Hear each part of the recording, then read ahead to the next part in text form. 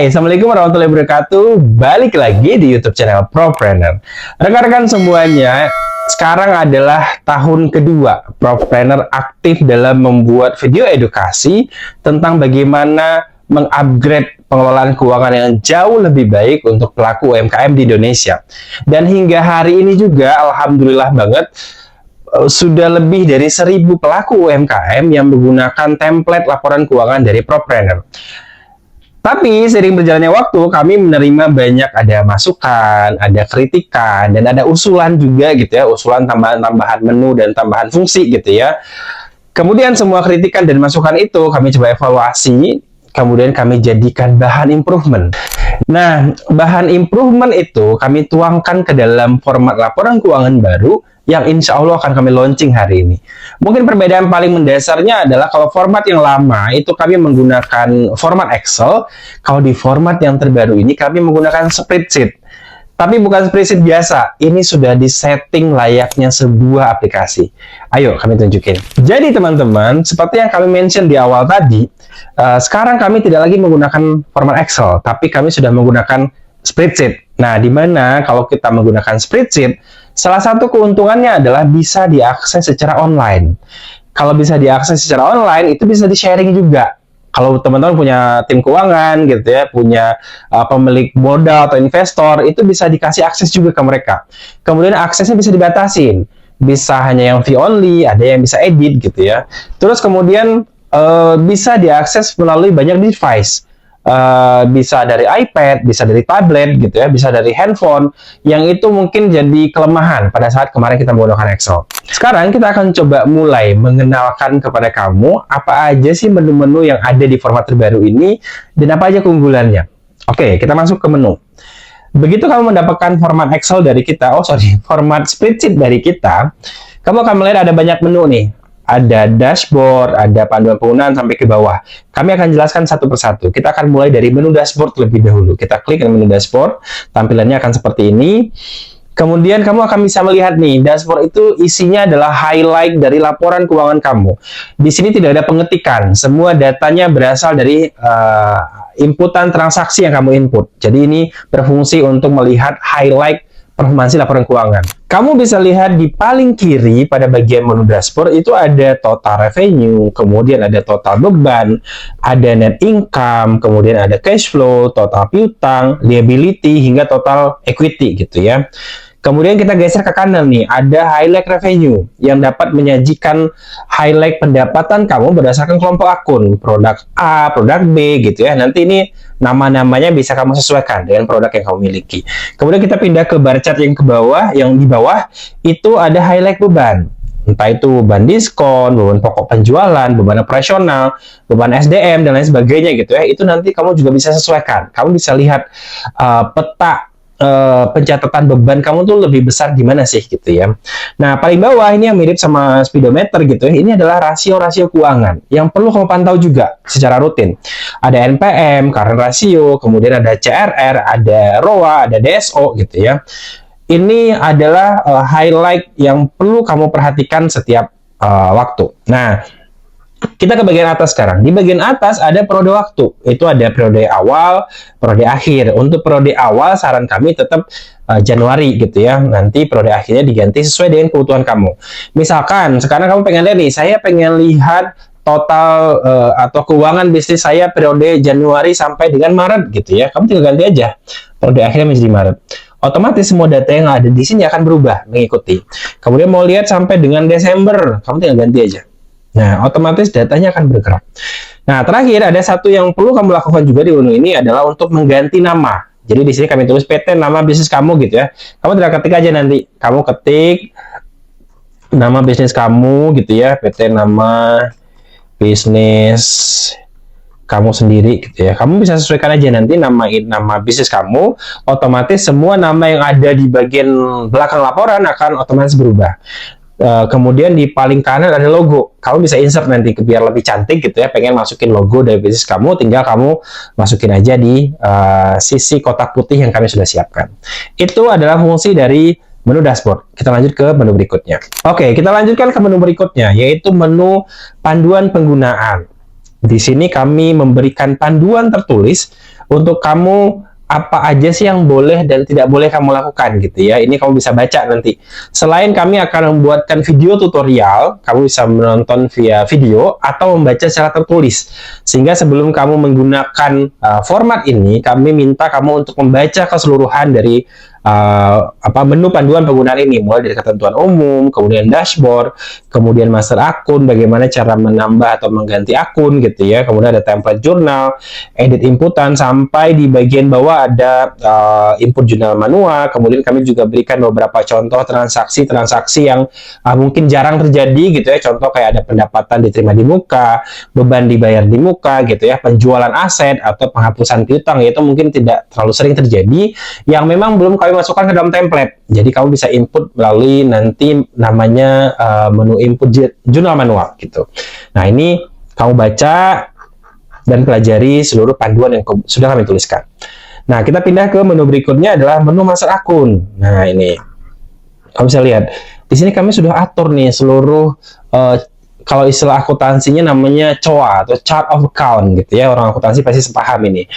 Di sini kami sudah atur akun-akunnya, kamu tinggal nanti sesuaikan aja. Contoh kayak, oh bank ABC ini maksud saya adalah bank saya dari bank XXX gitu ya. Nomor rekeningnya kalau mau ditulisin boleh, kalau cuma mau ditulisin 3 angka di belakang nomor rekeningnya juga boleh. Kemudian, oh saya mau nambah nih, bank saya mau ditambahin, itu bisa, kamu tinggal tambahin aja nanti. Nanti kamu bisa tonton bagaimana cara, ada panduan bagaimana cara menambah akun. Terus kemudian ada yang ditandai merah. Nah, ini khusus akun-akun yang kami beri tanda merah itu tidak boleh diganti nama atau diganti kode akun. Kenapa? Karena nanti berpengaruh pada laporan. Ini akun-akun mandatori yang tidak boleh kamu rubah. Sehingga semua yang berwarna merah ini nggak boleh kamu rubah, nggak boleh dihapus, nggak boleh diganti kodenya, nggak boleh diganti namanya gitu. Yang putih boleh, atau kamu nambah baru juga boleh. Ini untuk menu master akun, yaitu panduan untuk melihat akun-akun yang nanti terhubung sama laporan keuangan kamu.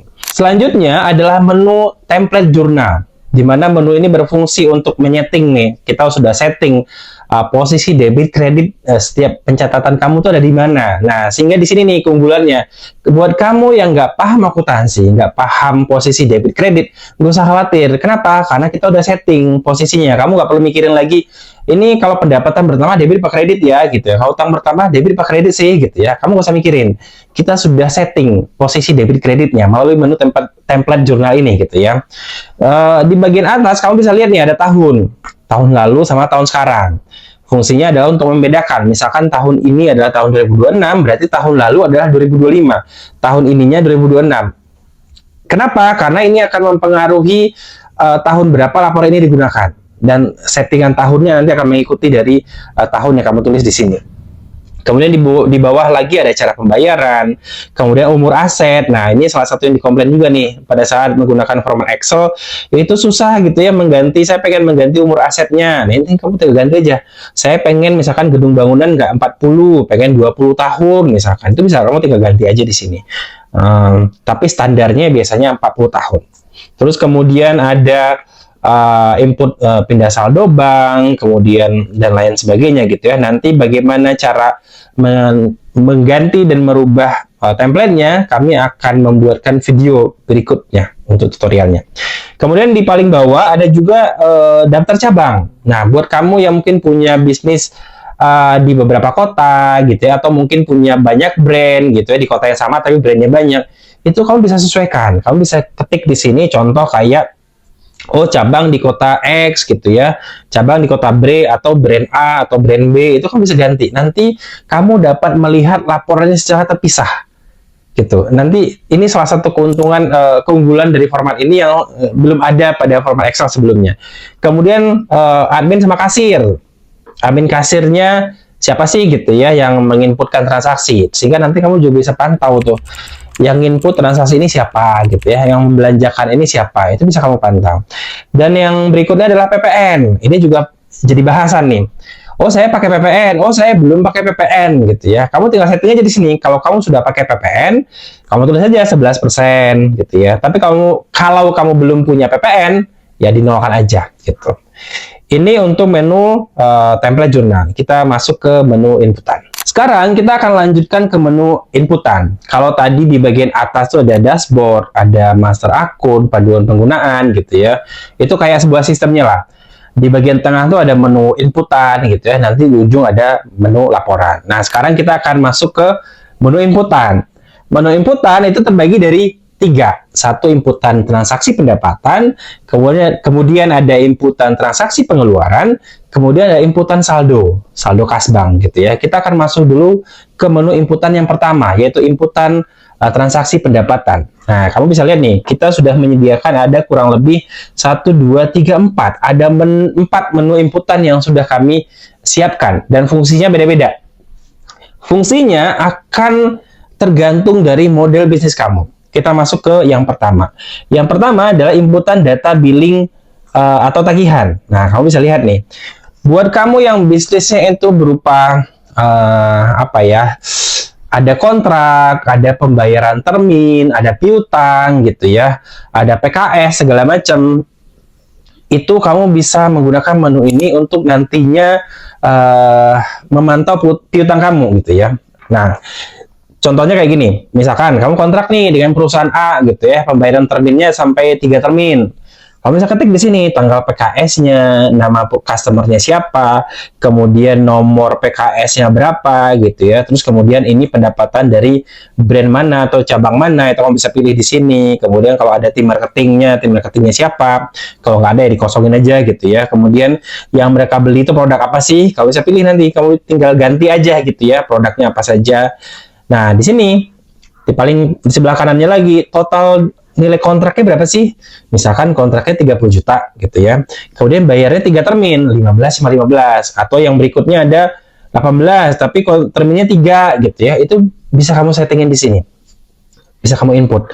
Ke kanannya itu kamu biarin aja, nanti otomatis terisi karena kami sudah siapkan formula ada di sini, akan terhitung sendiri total pendapatannya berapa, kemudian piutang, pendapatan dan lain sebagainya. Nah, ini untuk billing, untuk tagihan, tapi belum pembayaran. Nah, ketika billing ini dibayar, kamu input ke invoice billing. Misalkan kamu ada kontrak nih tadi dengan perusahaan A, bayarnya 3 termin gitu ya. Kemudian mereka bayar termin pertama. Kamu masuk ke input invoice billing. Kamu tinggal pilih aja nanti di sini. Tinggal kamu cari aja customer atas nama siapa. Oh, tagihannya segini. Oh, dia bayar termin 1 gitu ya. Nilainya berapa. Kemudian bayarnya pakai cara apa? Cash, bank, dan lain sebagainya. Kamu tinggal ganti, tinggal submit. Nanti datanya masuk ke laporan keuangan dan masuk ke laporan cash flow juga gitu. Nah, ini untuk input data billing, kemudian input invoice billing. Itu yang pertama dan kedua. Nah, sekarang yang ketiga, input invoice cash and carry. Apa sih bedanya gitu ya? Cash and carry itu orang yang beli langsung bayar gitu. Jadi nggak ada termin-termin, nggak ada piutang gitu ya. Kamu bisa input di sini. Kamu tinggal masukin biodatanya, produk apa yang dia beli, harganya berapa, kuantitinya ada berapa gitu ya. Apakah dia ada diskon, misalkan diskon 4%, apa kamu pakai PPN misalkan 11% gitu ya. Kamu tinggal masukin di sini, kemudian dia bayar 100%, bayarnya dengan cara lewat bank gitu ya. Ini kamu juga tinggal input saja. Gitu. Nah, yang terakhir, ini juga baru nih, adalah menu penjualan e-commerce. Buat kamu yang juga jualan di e-commerce, entah itu misalkan Shopee, Tokopedia, TikTok, dan lain sebagainya gitu ya. Kamu bisa inputkan, kamu tinggal turunkan. Permasalahan dari UMKM yang sering kami lihat adalah ketika mereka jualan dari beberapa e-commerce gitu ya, platform ini, platform B, platform C gitu ya, laporan keuangannya nggak bisa disatuin, terpisah. Kami sudah buatkan template-nya, teman-teman tinggal masukkan di sini. Mungkin kolomnya nggak sama jumlahnya, tapi tinggal diambil aja data yang sesuai. Contoh kayak tanggal, tanggal gitu ya, nama customer, kemudian cabang, ini platformnya tuh Shopee, ojek online dan lain sebagainya gitu ya, ini dari kota mana, kemudian jumlah yang dibeli dan lain sebagainya. Kamu tinggal inputkan ke sini, otomatis juga nyambung langsung sama laporan keuangan kamu. Nah, ini adalah 4 dari menu inputan transaksi pendapatan. Oke, kalau tadi kita udah jelasin tentang bagaimana cara input pendapatan, sekarang kita liatin ke kamu ada menu yang namanya input pengeluaran, yaitu ada input beban, kemudian ada input belanja persediaan untuk kamu yang mungkin bisnisnya punya stok barang gitu ya, kemudian ada pembelian investasi dan beban penyusutan. Nah, kita masuk ke yang pertama nih. Untuk belanja beban, itu kita akan arahkan ke Google Form. Jadi ketika kamu klik linknya, kamu akan dibawa ke sebuah Google Form gitu ya. Kamu tinggal input aja nanti tanggal transaksinya, kemudian untuk cabang mana, kemudian kasirnya siapa, cara pembayarannya via cash, utang, dan lain sebagainya, kemudian akun bebannya apa, sampai terakhir kamu akan bisa upload file. Nah, ini yang mungkin membedakan nih. Kamu akan langsung dapat melacak bukti transaksinya apa, dan akan memudahkan nanti untuk proses audit. Nah, setelah itu kamu tinggal submit. Nah, kita kembali dulu ke spreadsheet-nya kita. Nah, kita lihat setelah itu nanti inputan ini akan langsung masuk ke rekap beban. Kamu bisa lihat nih, laporan rekap beban di bawah akan langsung terdata semuanya, tanggal transaksi, cabang, admin gitu ya, sampai eviden. Kamu tinggal klik aja di sini, nanti kamu bisa lihat bukti transaksinya ada apa aja gitu ya, dapat mudah dilacak bukti transaksinya. Kemudian belanja persediaan. Nah, kalau ini kita akan input dia melalui menu inputan. Nanti kamu bisa pilih tuh, ini inputannya persediaannya apa aja gitu ya, gula, beras, dan lain sebagainya. Kemudian cara bayarnya pakai apa gitu ya. Terus kemudian kamu belinya berapa pieces gitu ya, 100 kilo misalkan. Habis itu tinggal submit.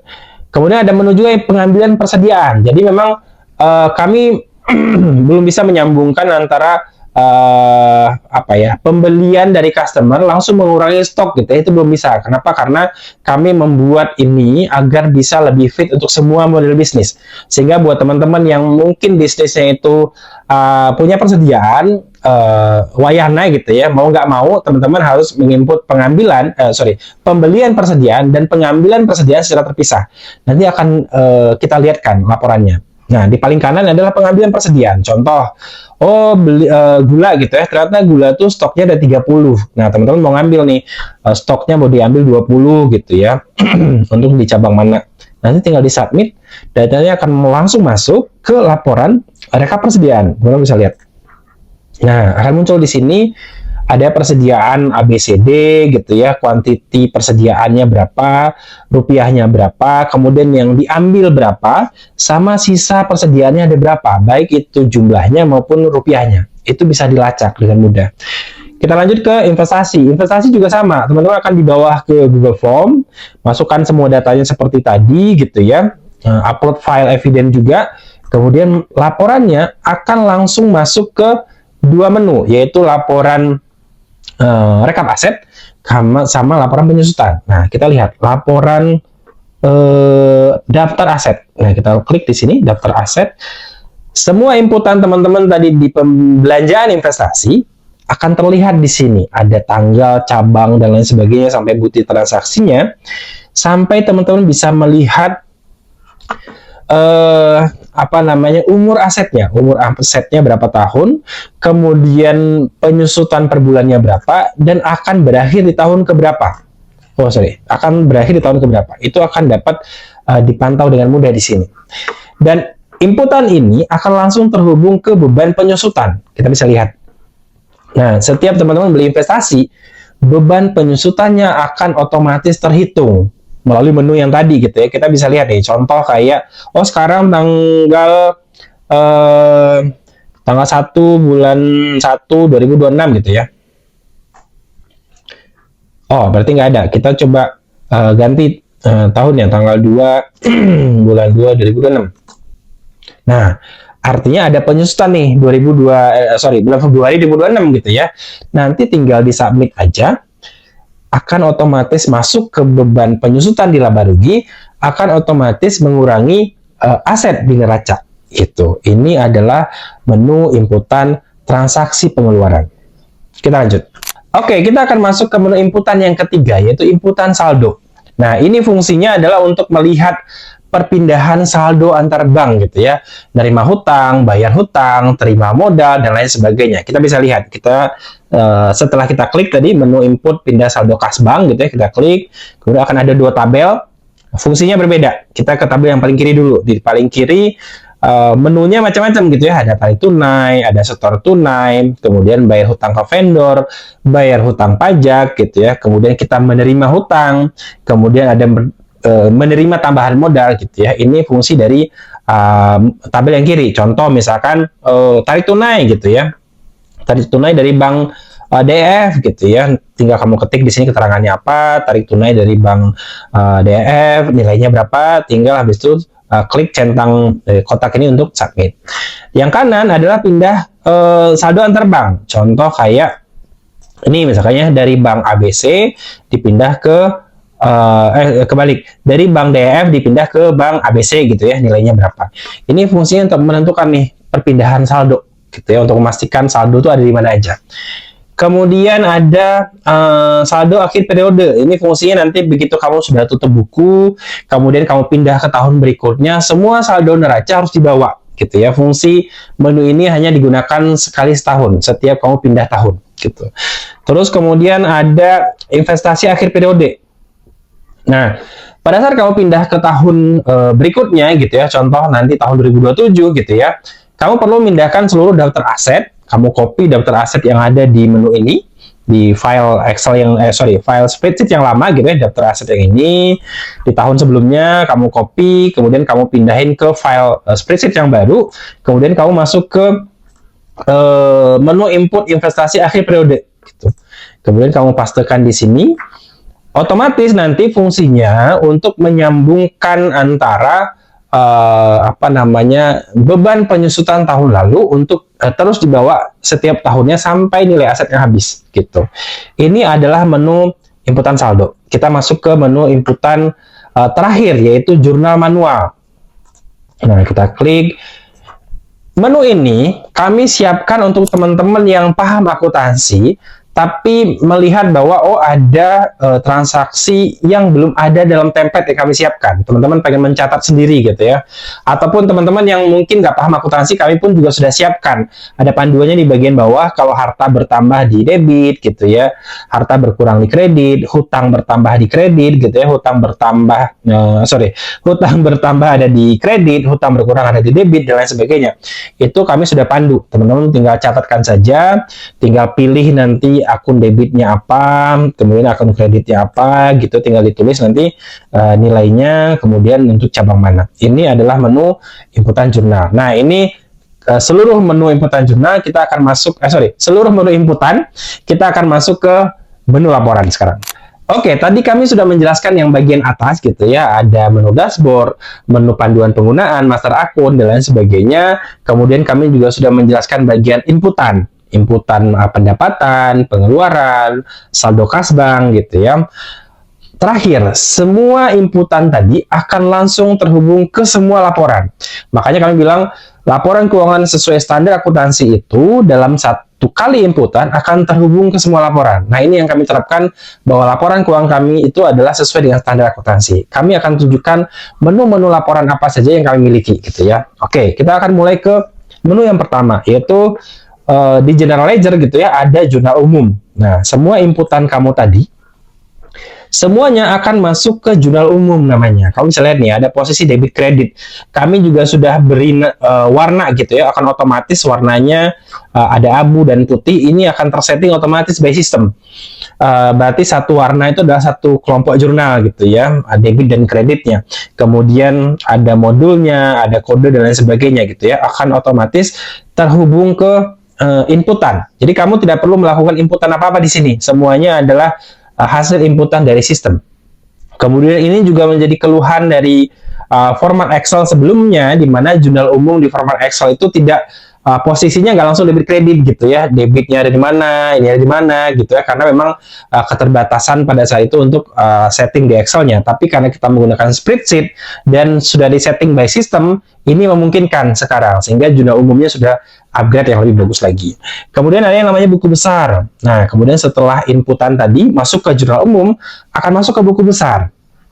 Nah, kamu bisa lihat di sini buku besarnya, tapi mungkin buat teman-teman yang paham akuntansi, buku besar tuh harusnya dia misalkan akun pendapatan A gitu ya, transaksinya apa aja gitu ya, debit kredit.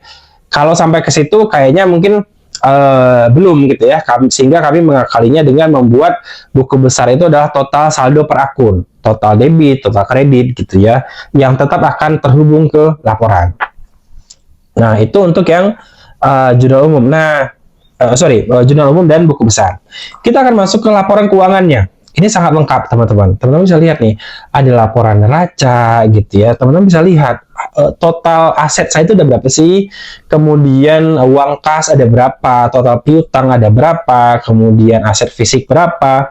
Kemudian total kewajiban gitu ya. Kemudian sama total modal yang teman-teman miliki. Itu bisa dipantau dengan melihat laporan neraca.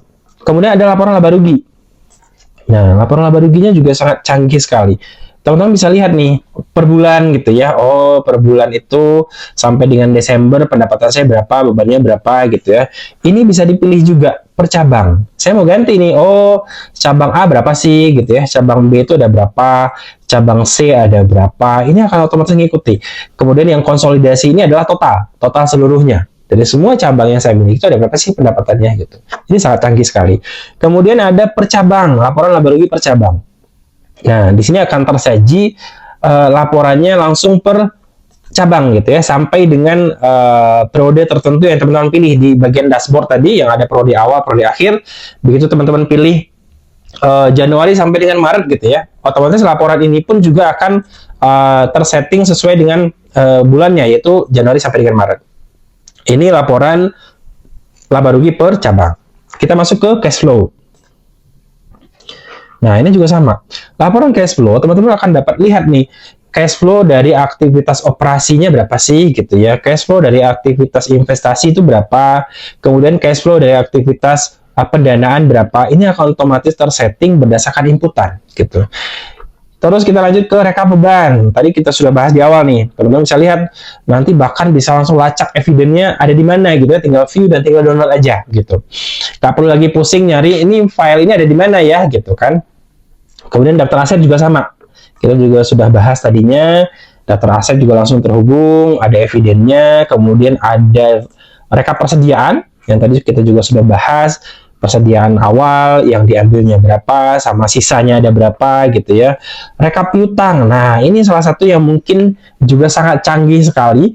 Teman-teman bisa memantau piutangnya teman-teman dengan sangat lengkap. Contoh, nama customernya siapa sih gitu ya, nomor kontraknya berapa, ini di cabang mana, kemudian paketnya apa, harganya berapa, jumlah dibayarnya berapa gitu ya, sisanya ada berapa, sama aging. Nah, ini yang canggih juga nih.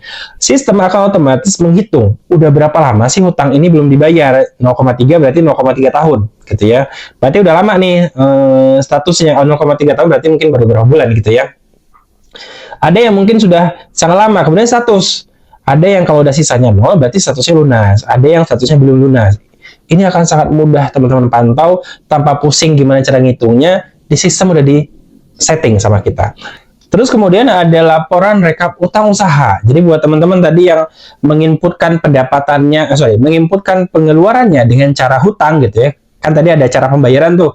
Pilihannya ada utang, ada lewat kas atau lewat bank gitu ya. Ketika teman-teman memilih cara pembayarannya lewat utang, nanti otomatis akan masuk ke sini rekapannya. Vendor mana yang belum dibayar dan lain sebagainya. Itu akan mudah teman-teman untuk mengontrol hutangnya ada di mana aja gitu ya. Hutangnya ada ke siapa saja gitu ya. Kemudian yang juga baru ini adalah laporan rekap hutang pajak. Nah, buat teman-teman yang selama ini bingung nih, berapa sih pajak yang harus saya bayarin gitu ya. Kemudian pajak itu adalah PPN keluaran kah, atau mungkin PPN masukan kah, dan lain PPh 21 kah, PPh 23 kah gitu ya. Itu bisa dikontrol di sini. Semua akun-akun pajak, hutang pajak, teman-teman bisa dapat pantau nih berapa pajak harus teman-teman bayar. Jadi nggak perlu pusing lagi. Kemudian ada yang namanya proyeksi bagi hasil. Nah, ini juga sangat baru. Buat teman-teman yang memiliki investor atau sharing modal dengan partnernya gitu ya, bingung mau nentuin bagi hasil berapa, itu sudah kita setting. Teman-teman bisa lihat nih, di bagian atas itu adalah net income. Ini terhubung sama laporan keuangan di depan. Net income kita tuh ada berapa sih gitu ya. Nah, kemudian disepakati dividennya, entah itu dengan RUPS atau rapat bersama gitu ya. Kalau di CV itu namanya rapat persekutuan gitu ya. Kalau PT itu RUPS atau rapat pemegang saham lah ya. Teman-teman sepakati. Oh, tahun ini kita akan bagi hasil 30% gitu ya. Kalau normalnya sebetulnya 30 sampai 50%. Ketika teman-teman sepakat itu 30% gitu ya, atau mungkin 40%, teman-teman tinggal ketik aja di sini 40% gitu ya. Nah, akan ketemu tuh potensi dividen dibaginya berapa. Kemudian tinggal dibagi aja di bawahnya sahamnya Mr. X berapa, Mr. Y berapa persen, dan akan ketemu tuh estimasi berapa bagi hasil dari setiap investor. Kemudian di bagian bawah juga kita sudah pandu tuh bagaimana cara mencatatnya ketika nanti dividennya dibayarkan. Gitu. Jadi nggak perlu pusing lagi. Terakhir adalah analisis rasio keuangan, di mana teman-teman itu akan kita pandu tuh untuk menganalisis ini bisnis saya tuh sebetulnya sehat apa enggak. Kita udah jelaskan, buatkan narasi singkatnya dengan bahasa yang mungkin lebih ringan gitu ya. Kita sudah kasih nilai rujukannya berapa, sehat tuh berapa sih rujukannya gitu ya. Kemudian itu indikatornya lebih higher better atau lower better, itu sudah kita pandu di sini. Itu seluruh menu-menu yang dimiliki oleh format Excel yang saat ini kita miliki, yang mudah-mudahan bisa lebih bermanfaat dan lebih membantu kamu dalam upgrade laporan keuangan yang jauh lebih baik lagi. Oke teman-teman semuanya, pada video kali ini kami hanya menjelaskan dulu menu-menu dan fungsi-fungsi yang ada di laporan spreadsheet yang terbaru yang kami sudah miliki, kecanggihannya dari sisi mana gitu ya. Teman-teman bisa lihat tuh, benar nggak sih laporan ini dapat bermanfaat buat saya, kemudian dapat mengupgrade laporan keuangan bisnis saya gitu ya. Teman-teman yang menilai sendiri. Di video berikutnya, kami akan buatkan panduan bagaimana cara menggunakannya.